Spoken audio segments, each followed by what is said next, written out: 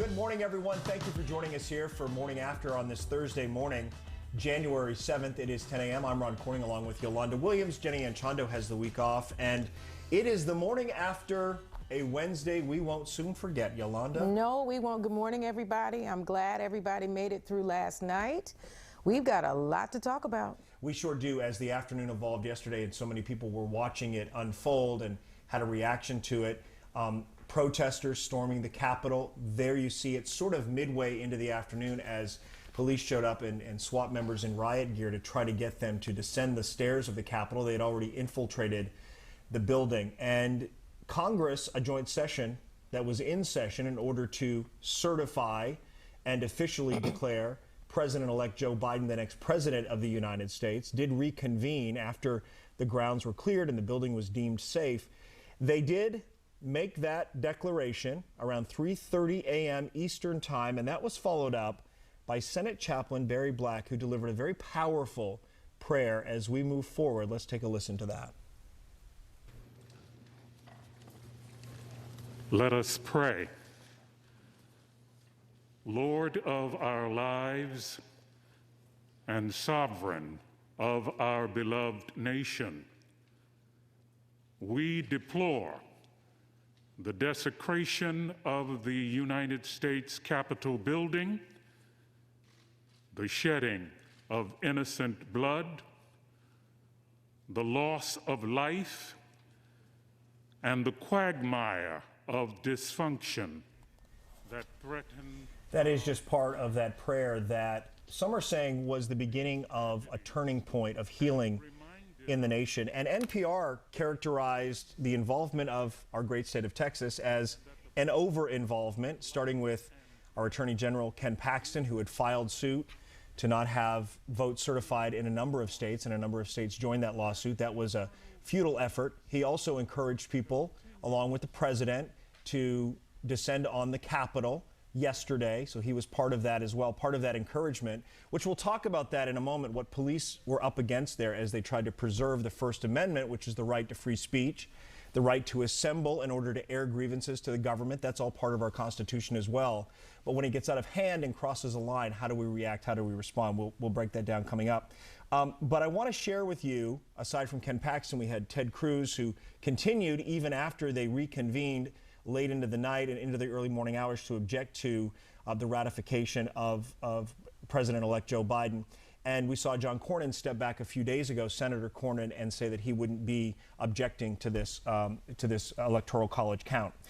Let's talk about former President George W. Bush, who is a Dallas resident, along with the former First Lady. This is part of what he and the former First Lady had to say. This is how election results are disputed in a banana republic, not our democratic republic. I am appalled by the reckless behavior of some political leaders since the election and by the lack of respect shown today for our institutions, our traditions, and our law enforcement. And I think it's interesting to note here that in what was a historic upset, his father, George H.W. Bush, was another one-term president.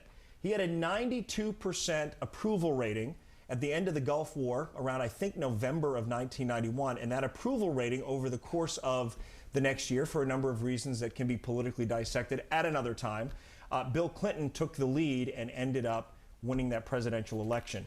So to hear that from his son, George W. Bush, speaking to our system, Yolanda, I think sort of frames it in a way. Also, the only former living president of the Republican Party. So an interesting statement from him, and you wonder to what degree that will also lend itself to the healing. Let's check in with our next star, D.C. Bureau reporter Anna Warnke, who's joining us now. Anna, it's good to see you, and I want to talk about the evolution of the afternoon, yesterday afternoon, from your personal point of view, because there you were in D.C., in the Bureau, not far from the Capitol, with a colleague who was in the Capitol. Could you feel the tensions rising, and did you have a sense of impending doom as things escalated? Absolutely. So where our studio is actually located, it's only about a block or two from the Capitol. So if you just look outside our window, you could see people gathering in the streets. And we were actually, it was right after I wrapped up with you guys yesterday that we tuned into the president's speech. And we have a bunch of cameras with different views of the Capitol in our studio. And we were looking at, a lot of people were leaving the president's speech a little bit early after he was kind of calling for everyone to go to the U.S. Capitol. And so we started looking over at our Capitol camera and seeing that it was getting pretty crowded. And we looked down outside of our window. People were gathering in the streets. There was a lot of police presence right outside of our window. And so we knew from then it was just going to quickly start escalating just because of the pure number of people that we saw. Obviously, we're talking to one of our colleagues, Joe, who was inside the Capitol at the time with our photographer, just trying to follow up on the day's proceedings because this joint session was happening. It's just, this is a procedural administrative thing. I mean, this is required by the Constitution. It happens every presidential election. But, obviously things quickly got out of hand. We were keeping in contact with him, had crews on the ground also outside of the Capitol. And it was just, shocking to see all of the day's events just quickly start escalating. I don't think anyone anticipated to get as out of hand as it really did. Anna, I have a question that I'm sure that's on everybody's mind. I used to work in a federal building right here in Dallas, downtown Dallas, and I am just so overwhelmed by the fact that these people were able to get into the building, and everybody probably wants to know that. And I'm sure you've been to the Capitol, and there are protocols, there are procedures, and showing ID, especially after 9/11. How do you think this happened? And not even just increased security, but we're also in a pandemic, so there is just limited visitors right now in the Capitol. So you have to have a badge to get past a certain security checkpoints. You have to go through security checkpoints, multiple of them, just to get inside the Capitol. But I think it was just Capitol Police was just simply outnumbered when it came down to it. There was just talking about the number of people that were there and the rush how quickly they got there. They just quickly got inside. They were able to break down that door, and once they were inside, it was just hard to contain them inside the Capitol. So I think it was just that they were simply outnumbered, Capitol Police, by the number of protesters that were there. But you're right, getting inside a federal building, it's not easy. You have to get through certain security checkpoints, but they, pushed through all of those security checkpoints to get inside, and they did it very, very quickly. And this is not just any federal building. In my mind, this is second only to the White House in terms of the amount of security they should have, with our lawmakers having a joint session of Congress during a period of time in which we are so divided. And we've seen large numbers of people show up in support of the president. Why they didn't anticipate this is sort of beyond us, I think. But I did also see video, Anna, of police at one point sort of letting the barricades out and letting people move a little closer to the Capitol building. I sense they were trying, I should say, to strike a balance between keeping the peace and allowing people to do what is American as well, and that is to air grievances, to rally, to assemble, to protest. But when it turns a corner and turns unlawful, we're talking about a different set of circumstances. Absolutely, and I think that no one really anticipated, like I said, to get for this to escalate so quickly. So I know that DC put out several warnings ahead of time, telling people who were in the area to stay away from downtown if they could. We anticipated the protest. I mean, everyone knew that there was going to be a lot of people in DC the past 2 days. But no one thought that the violence would occur, I think, and especially, to the extent that it did. But, quickly after, National Guard was called. We had DC Police, Maryland Police, Virginia Police, Virginia State Troopers were called. But at that point, it was just too late. And we know that 4 people have died. 1 woman was shot inside the Capitol. 3 others, we're told, were succumbed to medical emergencies while they're on site. And I know that those of you who are in the media in Washington and covering this are also sometimes at risk of backlash, as we've been declared the enemy of the people. So I know it's a tough job, Anna. I'm glad that you're safe and your colleague as well, and we're going to continue to talk about the law enforcement angle of this coming up. We appreciate you joining us. Stay safe out there, okay? Thank you so much. Who would have imagined when we talked to Anna yesterday that 24 hours later, I know, we'd be looking back on this in this way. Here's an interesting development from hometown airline, American Airlines. Alcohol sales suspended on flights to and from Washington, D.C. I guess they figure, I don't know, were they complicit in this because a bunch of drunk people showed up at the Capitol after an American Airlines flight? Good call. I guess. They've also increased staffing at nearby airports along with Delta Airlines working with law enforcement. Now, you might say this is sort of like closing the barn door after the horse has gotten out. That's true, yes. Right? Like maybe steps could have been taken leading up to this. But with the inauguration less than 2 weeks away now, I suppose they're also looking forward to how they can play a part in maybe containing and keeping people centered as they could turn out for the inauguration also with some grievances. And you know, I bet everybody's having a come to Jesus meeting this morning. That's the way to put it. You know, they are, because this is sending a very big signal that they need to put some things in place for the inauguration. The safety of the media, the safety of President-elect Biden and Kamala, you know, all of that. And I mean, if I were them, I would be very concerned about my safety moving forward. Well, I think, too, you spoke to something, you and I offline, before the show started. You have a 20-year-old niece, and this, not that she's not read up and mindful of what's happening in our world, but 20-year-olds generally, yes, as I remember being 20 years old, finishing up college, had a whole different world. You live in a bubble. Something like this happens, it makes an indelible impression even on someone of her age. She's very much aware, and I'm so proud of her because, like you said, there are other things on your menu when you're 20 years old. Not this. So I'm happy that she's very much aware. And you wonder what she'll learn from this. We're going to have some good fun here. We need to turn a corner. Yes, we do. And bring you something uplifting and enlightening. This is a marriage proposal surprise that we had not heard of before.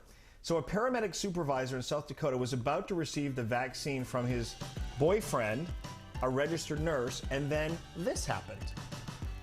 It's been kind of a crazy year, When you were at Lima, and it's been really a fun ride to have you in my life.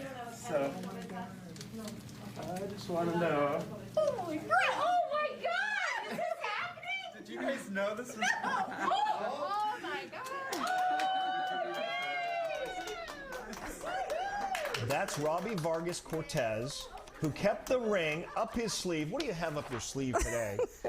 Taped to his arm, and once his boyfriend, the registered nurse Eric Vanderlee, asked him to roll up his shirt, there was the ring. He popped the question. Wow. Love in a pandemic. I guess he said yes. Well, yeah, said okay, yes. There's the hug. Yes, he said yes. They can hug because they're already sort of isolated together. So there you have it. And as we talk about, I guess, love in the age of the pandemic, we're going to turn to Jen Stiles when we come back. She is going to tell us, Jen Stiles, what is happening with her lovability. How can you increase your lovability during what is one of the, well, biggest dating times of the year, it turns out, or it has been in the past. Is it this year? We'll take a temperature on that when we come back. Stay with us.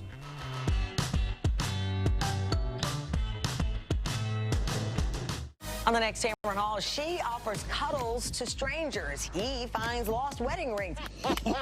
She's a mermaid, and get this, they all get paid for it. Surprising jobs. Next Tamron Hall. Tomorrow at 9 on CW33. Mandy becomes an entrepreneur. I love this. You are already talking to me like I understand what you're saying. On the next Last Man Standing. Tonight at 9 on CW33. Ahoy! Gotcha! Quick, the Quicker Picker-Upper. Bounty picks up messes quicker and is 2 times more absorbing, so you can use less. Bounty, the Quicker Picker-Upper. When you have nausea, heartburn, indigestion, upset stomach, diarrhea, Pepto-Bismol coats and soothes your stomach for fast relief. And get the same fast relief in a delightful chew with Pepto-Bismol Chews. Think you can't get great auto insurance coverage at a great price? Well, think again. We could insure you even if you have tickets, accidents, or a DUI. I was paying way too much with another insurance provider. I'm so glad that I called Freeway Insurance. The answer is at your fingertips, and Freeway has the options to meet your needs with plans from $1 a day. Freeway, driving savings, either by phone or in person. 800-724-6302. 800-724-6302. 800-724-6302. Call Angel Reyes, your 5-star injury lawyer. Look at the Texador doing this.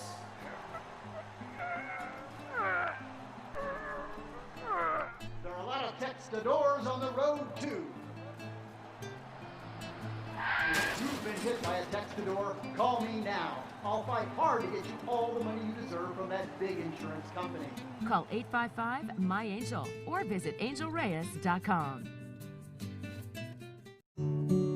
I'm Susan, I'm 52, and I live in San Francisco, California. I have been a sales and sales management professional my whole career. Typical day during the work week is I'm working, but first always going for a run or going to the gym. Love reading. I love cooking healthy. It's super important to me. I was noticing that I was just having some memory loss, but it was really bothering me. So I tried Prevagen and it started to work for me. I wish I had taken Prevagen 5 or 10 years ago. Prevagen, healthier brain, better life.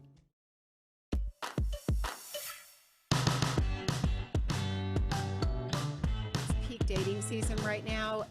All that really means is that people are excited. They're hopeful it's a new year. They want to believe that things will be different. Yeah. And for a good person, they're going to believe that all year long. It's the same reason. We want to believe that things will be different. That's Jen Stiers from her podcast, Lovability. She's a relationship expert, well known in the Dallas area, now reaching a wider audience with her podcast, Lovability. And Jen's joining us now live via Skype to talk about love in the new year. And Jen, let me start by asking you this. How does it feel to know you're able to reach people as you are through your podcast? What's the feedback been like? Oh, it's been amazing. I love it. You know, the one thing, Ron, I love teaching people and I love coaching people, and obviously can only reach so many people in the Dallas area. And I get messages from people all the time about things that they're changing in their life by watching the podcast. So it's been phenomenal. Really means a lot to me. Yeah, I think it's also interesting. We had Match.com on, and they can gather all of this data from around the country, and they can look at overall trends and so forth. But you develop one-on-one relationships with people to help counsel them toward finding love or making their relationships better, so you can sort of provide a local, more intimate look at the trends and what's happening. I know Sunday was it Dating Sunday? It's like a dating holiday?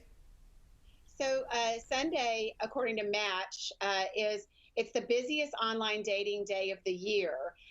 So what that basically means is it marks the first day of the busiest online dating season, which is peak dating season, which runs from Sunday, this past Sunday, up until February 14th, which is Valentine's Day, and is the most active time when more people are looking for love.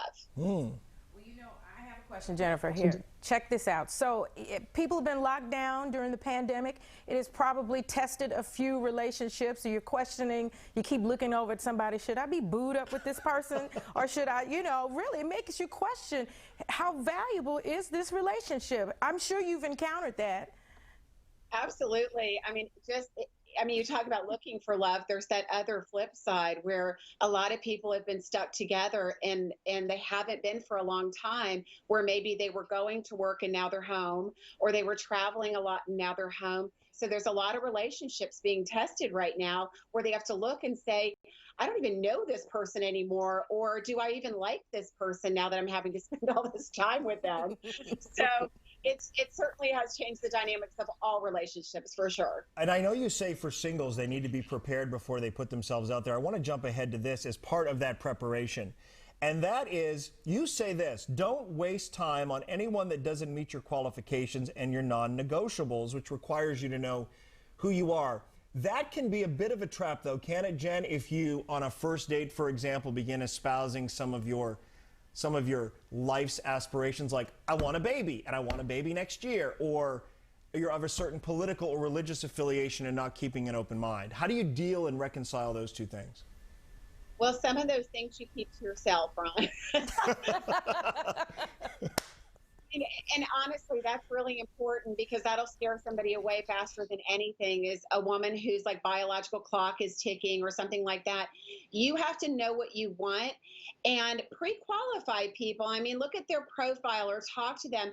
If you want children and they don't, or they're past that age, or their children are grown and they're done, those are things you need to consider up front before you even waste your time going on a date. So that whole knowing yourself is so important before you actually meet somebody, so you don't waste your time. Know what you want. The checklist is in your head. It's not, with the person. You know what I'm thinking, because we're winding down the clock here. I'm thinking that after Valentine's Day, after this dating season as we know it is over, you need to come back and do an entire segment on recognizing red flags. I think that's like a very important topic. Once you start in a relationship, you need to figure out if someone's putting on a face or if they're sending you signals. You can't be paranoid, but you have to be realistic. So we're going to do that. But before we let you go, one more point here. You say, take your time and let things evolve naturally. So we're going to end this sort of as we began and say, even though it's dating season, don't limit yourself to that. It's not like Christmas. It doesn't come just once a year. Like, you can let it evolve beyond that.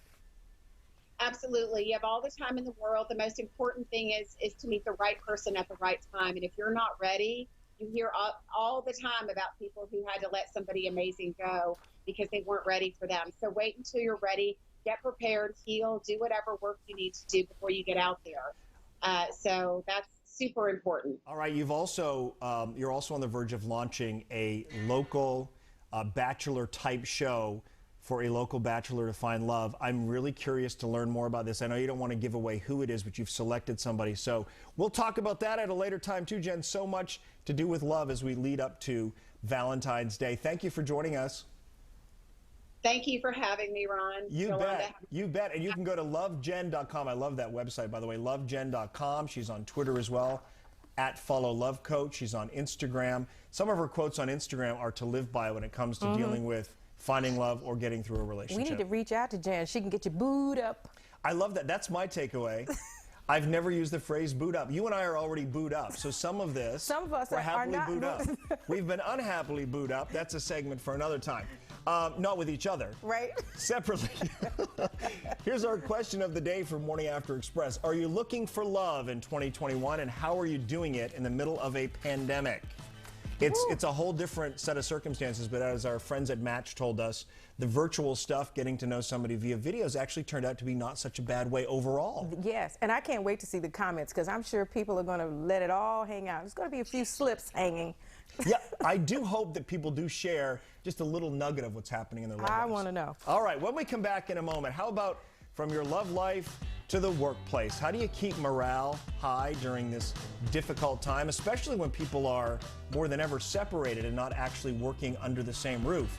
We'll delve and dive into that when we come back. Stay with us.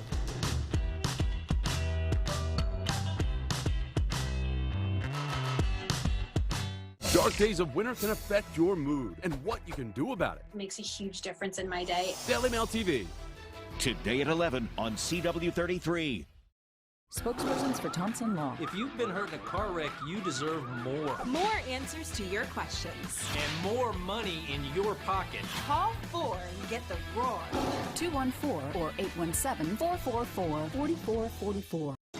This is my first time trying on glasses at home. I went to Warby Parker's website and I picked 5 frames that I really liked. These are really cute. Ooh.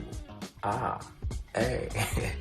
The virtual try-on is perfect. Like, they look like they're on my face. Like, look at this. Just swipe and switch. Love these. Look at them. I think these out of one. That was so easy. They make it so fun and fabulous. Your news every hour in prime time is on News Nation on WGN America. News Nation told you how to avoid losing your stimulus check to scammers. Our social security number is the real key. And News Nation had a full hour of uplifting hometown hero stories. It's the best day of my life. News Nation covers your nation every night starting at 8, 7 Central on WGN America. Go to newsnationnow.com to find WGN America on your cable or satellite provider. Create a restful retreat for this cozy season with a whole new bedroom from Nebraska Furniture Mart. Start with a queen mattress for the price of a twin. Plus, get 2 free pillows with qualifying purchases. This Serta Luxe Edition queen mattress is only $549. Complete your retreat with 10% off the low mark price on select 4-piece bedroom sets. Choose from our wide selection of styles and finishes with long-term financing. New year, new bedroom for less from Nebraska Furniture Mart. When your credibility is in question, Do these look fake to y'all? CW33's Captains of Conflict will settle the situation. Does that sound logical to you? Absolutely not. Stand tall with the Captains of Conflict today at 1 on CW33.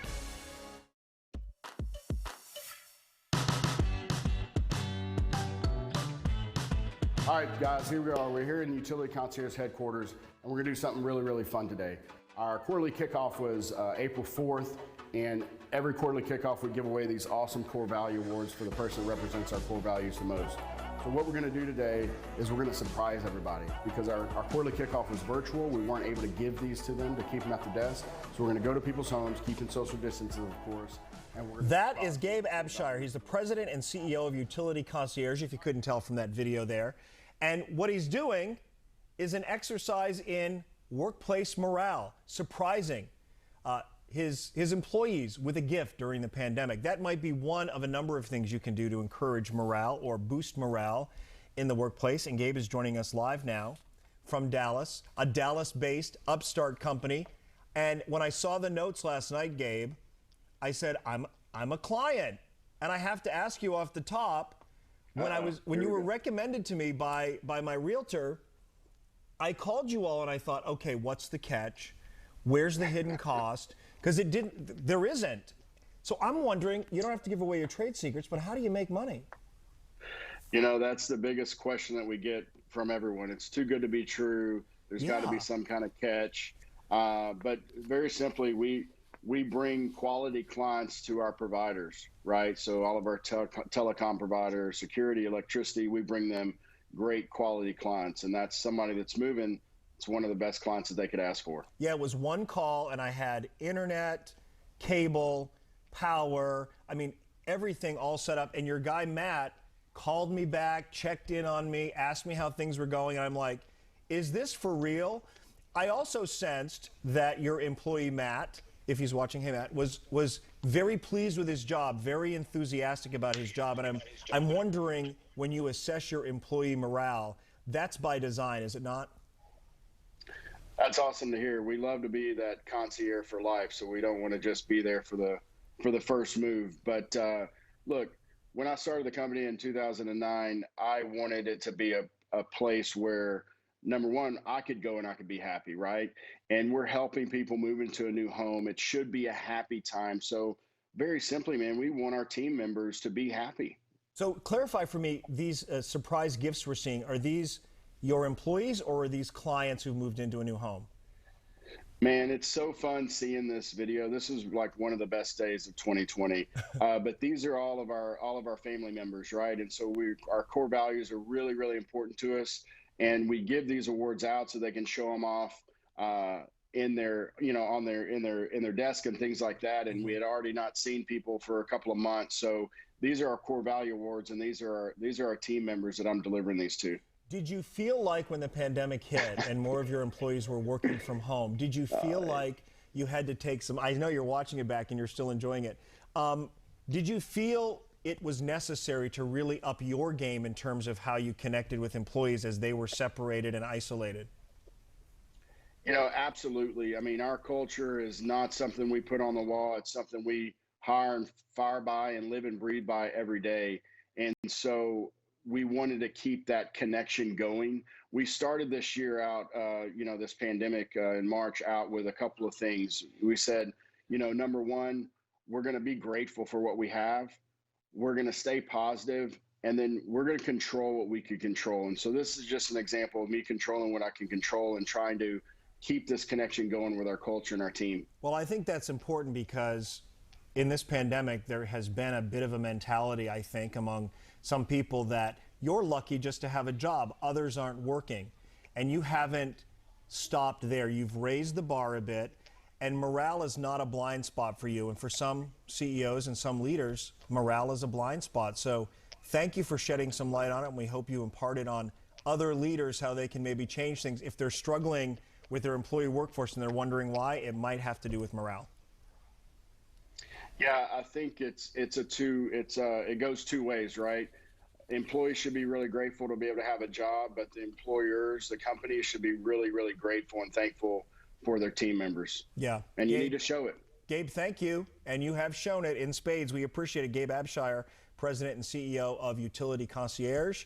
There is their website, utilityconcierge.com, on Facebook, on Instagram. As you can tell, Gabe is pretty familiar with how to tell his company's story as well, with those video pieces really able to wrap our heads around how he's helping his employees feel better about their jobs and their workplace.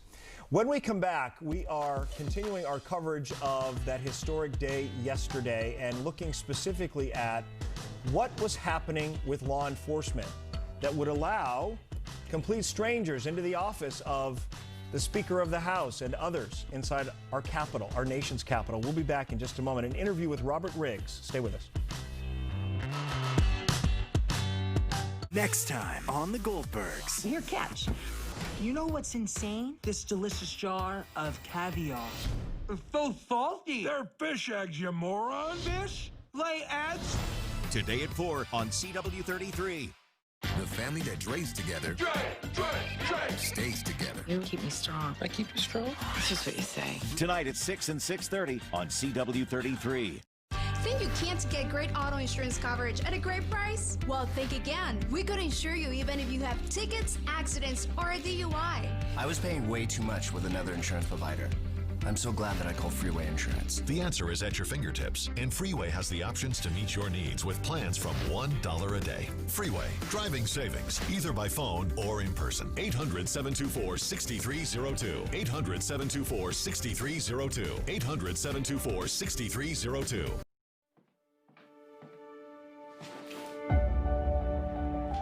Time to get up, sweetie. Most people might not think much about all the little things you do every day.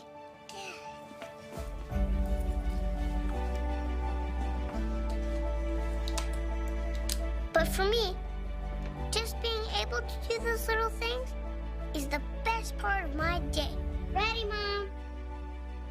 It hasn't been easy, but sometimes the hardest things in life have the best rewards. And it's all because of my amazing friends at the Shriners Hospitals for Children and people like you who support them every month. When you call the number on your screen and just give $19 a month, you'll be helping other kids like me do the amazing things that make up the best part of our day. Because Shriners Hospital is more than just a hospital. It's when my back is better, where my legs get stronger, where I get to be a kid, where it's the best part of my day. With your gift of just $19 a month, only 63 cents a day, we'll send you this adorable Love to the Rescue blanket as a thank you. Please, go online to loveshriners.org right now, on your phone or computer, to send your love to the rescue today. Will you send your love to the rescue today? Thank you.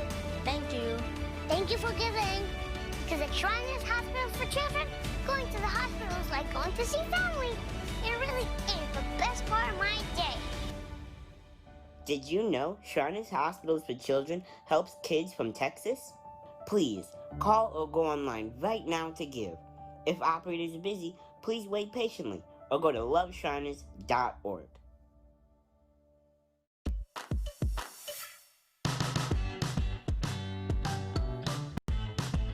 Welcome back to Morning After, everyone. 10:33. If you're watching at home, the goal is to say hello to you at 10:30. That didn't happen today. It doesn't happen very often, does it, Yolanda? At some point, we're going to be called out for it's that. a crapshoot. Sorry. My bad. My bad, right? Just keep it moving.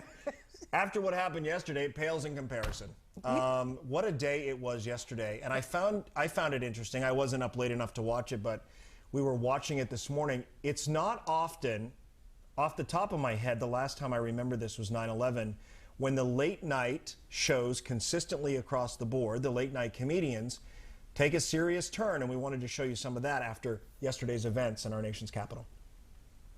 This was one of those days that I always assumed was behind us. This is not the sort of thing that I ever imagined would happen in this country in my lifetime. Trumpers today breached the Capitol walls. They stormed the Senate chamber, fighting with police, breaking windows, stealing things. Weirdly, the only respect that was shown was for the velvet ropes. For whatever reason, stayed within the velvet ropes. Maybe they should put those around the whole building and they'd stay out. It's been a crazy day with everything going on. How are the Gaffigans holding up? So all of them taking a serious turn with just a touch of humor, but really offering up commentaries. Even Jimmy Fallon had Dan Rather on to talk about this. So that strikes me as a moment in our history when those shows, each of them independently, sort of were reflecting back on what people are feeling and thinking. There were, it seems, a number of people there part of Antifa. There is a collective of people who want to believe that they were involved with and led this entire thing and were solely responsible for it. I think when there were 30,000 people in one place, it's a difficult proposition to say that they are solely responsible, yes. Yolanda. And you know, my thoughts and prayers go to the people who occupy the Capitol on a daily basis. I mean, the staff, our lawmakers, everybody. I mean, can you imagine how afraid they must have been? Well, how violated you feel to know someone was in your office. Yes, sitting with their feet on your desk, yes. And leaving you a note. And I think the note said something like, we'll be back. Wow. There is a mob mentality. I mean, psychologists will tell you that when people get together, they will act out in ways and do things that they otherwise wouldn't do alone. And that sort of takes over. And law enforcement are trained to deal with that mob mentality and especially anticipate when there is a large crowd and there are questions about where there was a breakdown. Let's bring in Robert Riggs. You may know him from his True Crime Reporter podcast. He's been on our show before, but he also is co-host of a podcast, SWAT Brothers, and is here to give us his take on what we know so far, what we observed, and potentially, Robert, what went wrong. What are your thoughts? Well, here's my opinion. It was the worst attack on American democracy since 9/11. And let me give you the context for your viewers of that. I was a congressional investigator and worked in that building for 4 years. I then was a congressional correspondent and covered the institution. And then in late 1999, I was asked to be part of a group at the Critical Incident Analysis Group, a study conducted at the University of Virginia. I was the media representative. There were representatives from a wide variety of federal agencies, the Smithsonian, the CIA, the FBI, and we wrote a report called Threats to Symbols of American Democracy. And the Capitol was one of those primary symbols that we expected to be attacked because it not only symbolizes national government, it symbolizes democracy and a democratic political system. And a lot of you don't know, I've got a degree in architecture, and one of the things I know is that the designers and builders of the U.S. Capitol made a conscious decision to make that work a physical reflection of the ideas and principles of the new American nation. So what this symbolizes to the world, it will be used as propaganda by authoritarian regimes. They will twist it and use it, but in terms of security, there's a huge breakdown here. Well, from a 30,000-foot viewpoint, and I tweeted this out yesterday, I said, this is happening in a post-9/11 world. We're not talking about an impromptu gathering in an American city that took police by surprise. We're talking about the nation's capital, where, frankly, protesting and rallying is part of our constitutional right. We've seen it unfold before. The Million Man March, the March for Our Lives in 2018, the Women's March. It goes on and on, where even more people have gathered in the nation's capital. We've got our lawmakers in a joint session of Congress for one of the most important days every 4 years, which is certifying this election. And again, the question just remains, were they trying to allow them to do what their constitutional rights allow, and it got out of hand? Why were there not more people on standby to contain this crowd from a building that should be impenetrable? I think it really reflects a breakdown that's going on in the federal government. It's the same thing we're seeing, that they can't get the vaccination out to immunize everybody with the coronavirus. I also think that with the criticism of defund the police and everything else, that the law enforcement has become reticent to really bring the forces out, and we paid a price for that yesterday. Clearly, there was plenty of warning what was coming. There should have been a perimeter around the building. I've talked to a number of law enforcement sources since then. I talk to them every day as part of the podcast. And let me just add, a member of my family is in national security intelligence and was an observer from the beginning of the day all the way to the Capitol for a study that's being conducted. And they described going to the first rally on the Ellipse as it was a mood of a football game. Everybody's, hi, how are you? Where are you from? Very friendly. But once Giuliani and Trump got on stage, they whipped that crowd into a mob frenzy. And it was their opinion, they really incited this to happen and take place. Robert, I saw where members of the media had a little camp set up with their monitors and mics and things, and then I saw footage of parts of the crowd start to damage all of the media equipment. What do you think this is going to mean for the media's safety moving forward with events like this? You know, it's interesting. When I was an embedded reporter in Iraq and worked in those places, we were regarded as the enemy, just as the soldiers we were with. And now it's become that way on the streets of America. My family member witnessed a television news crew, getting attacked and beat up and by a mob. And they were screaming fake news, you're un-American, and these kind of things. And we know who coined the term fake news. And now we are reaping the benefits of it. Not the benefits, but the results. Well, we will see. I would be scared to be a street reporter in this day and age, just about anywhere, because you're very exposed. You're out doing live shots. You don't know what somebody's going to throw at you. And I've talked to members here of the media here that have told me that they've been fearful. I found myself as a street reporter in 2000 in Seattle. The WTO was there, and it erupted into violence and rubber bullets and tear gas, and I was not in the center of it, on the perimeter, experienced some of that. And there are moments where you really question, is this a profession I want to be in? While the virtues of telling someone's story and covering events begins to infringe on your feeling of safety and security. And unfortunately, there are many people in what's been dubbed the mainstream media who feel that way, Robert. And I know you've been part of the MSM, as they call it, as are we. And thank you for sharing your insight and your knowledge. We do appreciate it, and we'll have you back as well. Thank you, Robert. And you can check out, Robert has a remarkable podcast, True Crime Reporter. We've had him on to talk about that. And again, he also has a SWAT Brothers podcast, which you can find on all platforms. It really is fascinating to look at what this has done in the conversation it has started, and will the inauguration be a turning point where people begin to, and is President Biden the man to do it, bring temperatures down and bring people together? I love his voice was so calming yesterday.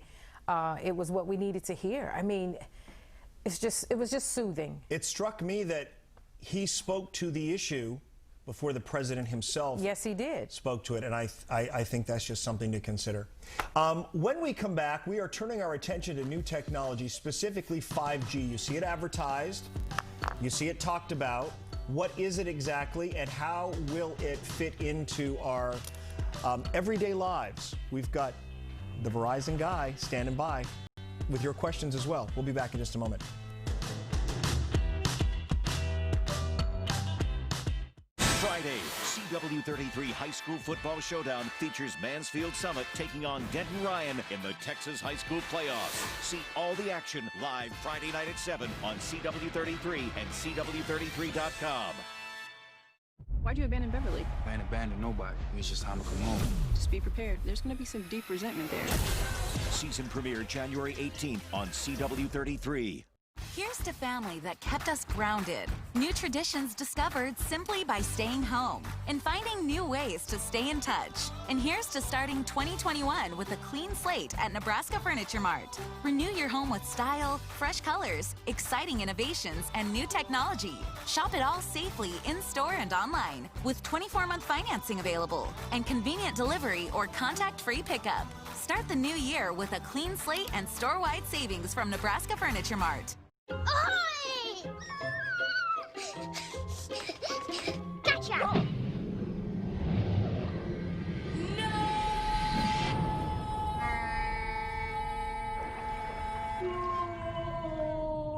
Quick! The quicker picker-upper. Bounty picks up messes quicker. And each sheet is 2 times more absorbent, so you can use less. Bounty, the quicker picker-upper.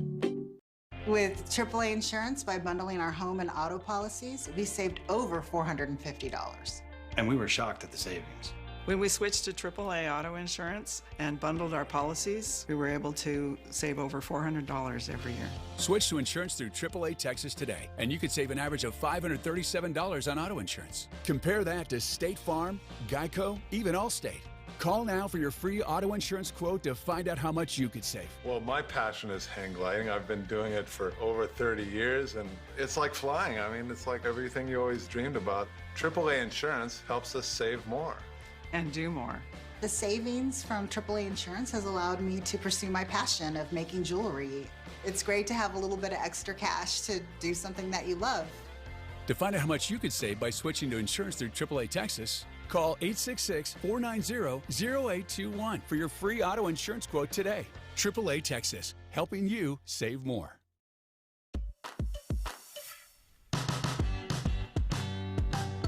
Welcome back to Morning After, everyone. It is 10:45 here on this Thursday morning. I'm Ron Corning, and we've heard a lot about 5G lately when it comes to smartphones. What does it really mean? Well, we wanted to take your questions and invite in a Verizon tech expert, David Weissman, to explain exactly what it is. And that, in fact, is our first question. What is 5G? 5G is the next generation of wireless technology that powers the devices that we use and connects them to the internet. It's going to fundamentally change how we interact with technology. 5G is real and it's a growing footprint. Do I have 5G on my phone now? Many of us are using devices with 4G LTE on it, which is a really fast, reliable network. And it has served our customers well and will continue to serve our customers well into the future. But it might be time to consider getting that 5G upgrade to a new device so you can get access to our 5G nationwide and 5G ultra-wideband networks. You mentioned 2 types of 5G.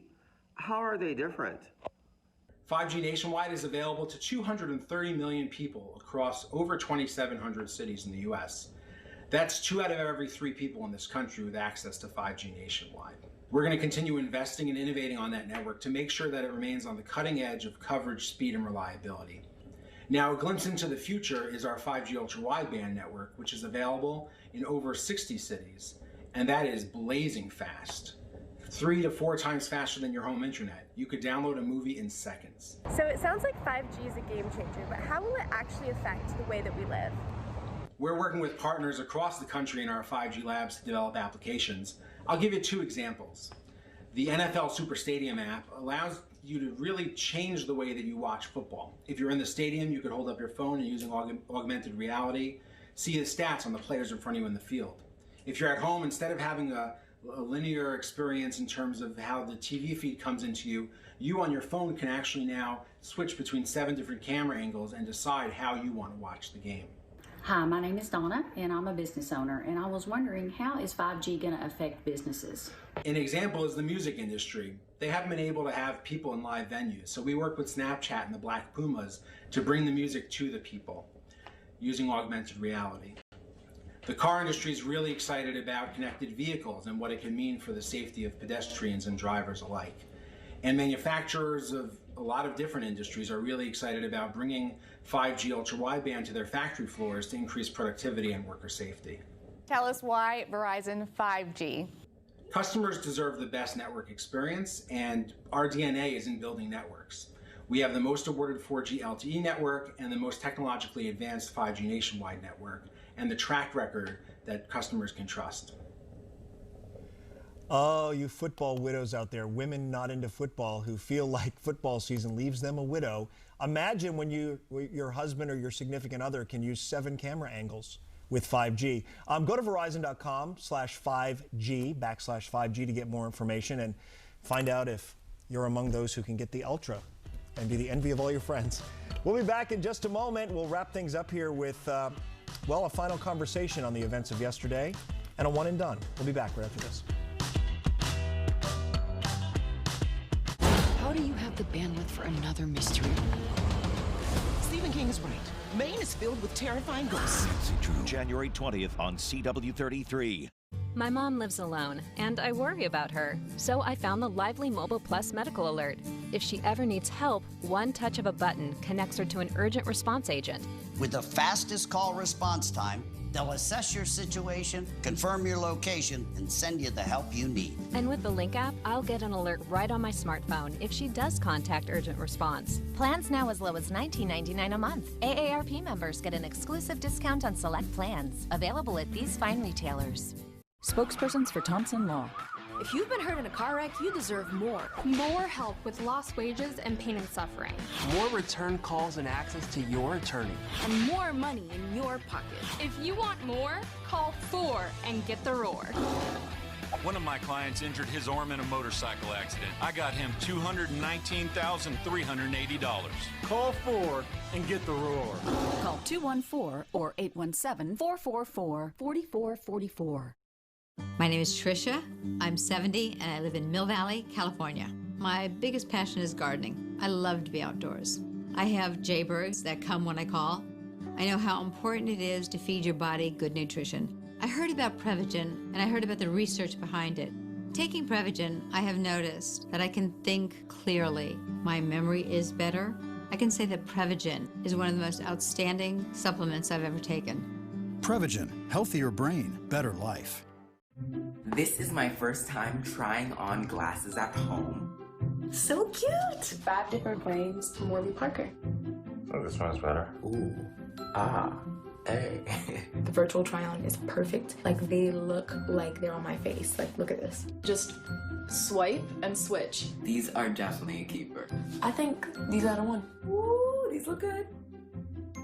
That was so easy. They make it so fun and fabulous.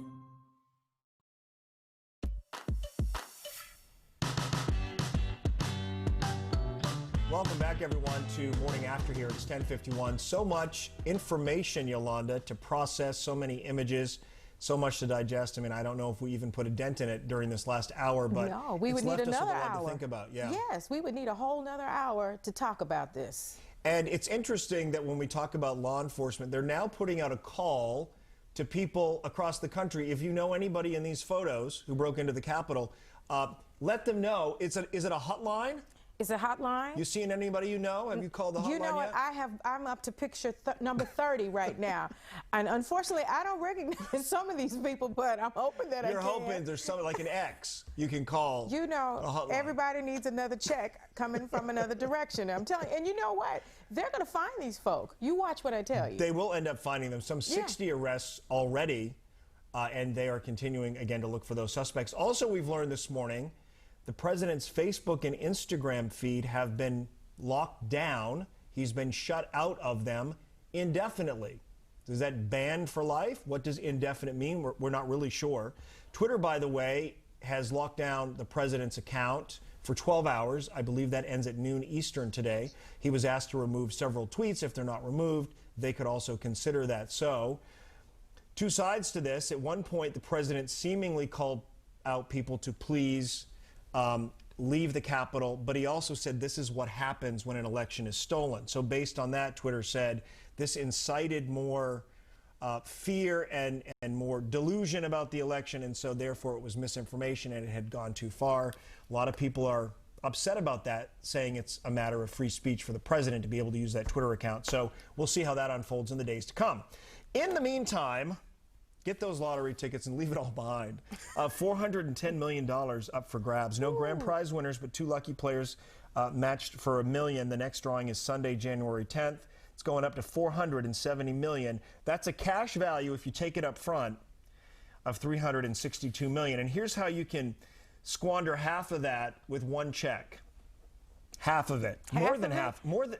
Is it? It's about half. See, I need to do math better. I'm going to lose my money. I'm writing it down. $160 million for a Beverly Hills mansion. My mother would ask, who's going to clean that? 20,000 square feet, 13 bedrooms on 9 acres, 20 bedrooms, 25 bathrooms. They think it could be the most expensive home ever to be auctioned in America.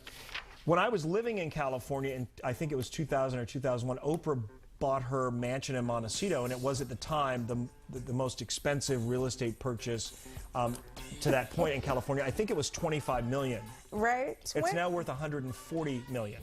You know what got me? You said 25 bathrooms. 25 bathrooms. 25 rolls of toilet paper. I mean, what would you do at some point? Would you end up trying to use them all? You know what? It would be my goal to use one every week until we got caught up. Well, think about it. Then you would only have to clean it like once every 25 weeks. Oh, my goodness. Just have them come through once a year. So we asked about love in the new year, and we got some feedback. We appreciate people sharing some of their intimate details, Yolanda. I love it. Barbara Johnson says, I am 50. She said, I'm single, and as the mama says, as the meme says, sorry, nobody has time for that. But you know what? My mama would say that too. I'm sorry. The font is so little. I know. I'm sorry, Yolanda. We have to work on that. Yes, we do, but that's okay. All right, Mark C. says, I am happily partnered after 6 years, but I don't think I could date in this world. Well, that's a little harsh. I mean, well, I don't get give it, up. If you're in a relationship, you do look outside of yourself and think, boy, I'm glad I'm already booed up, as you say. And booed up. Okay, last up we got Sarah S. She says, girl, I have been on all the apps. I've gone to the bars, but nothing. I think I am cursed. Sarah? Well, I hope she had on a mask. You know what I think we should do? Maybe we should hook up. We produce this show on the fly. We're going to hook Sarah S. up with Jen Stiers. There you go. And see if she can help her find love, or at least come to peace with the fact that it may never happen. I love how the statement started off with girl. It's like there's some girl history. with a U. There's some drama. If it's girl with a U, yes, absolutely. That's a special kind. Yes, it is.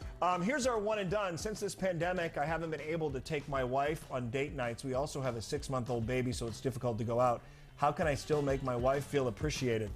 You got to get creative, brother. Jonathan in Fort Worth, what call falls me. under We'll the umbrella of creative? Well, you know, if you're stuck at the house and you're limited with funds, I mean, there's stuff right there in the house that you could do. You just got to think about it. I mean, think about how many. He's not the only one that's going through this. You know what? Do something romantic. I don't think women generally, I hate the stereotype, but women don't expect the men in their lives to put out a dinner for two and a candlelight and cook something interesting. So Look at my try face. to do that. They better get to cracking. The hell do I know about this? We'll see. We'll see you tomorrow, everybody. Thanks for joining us. Bye-bye.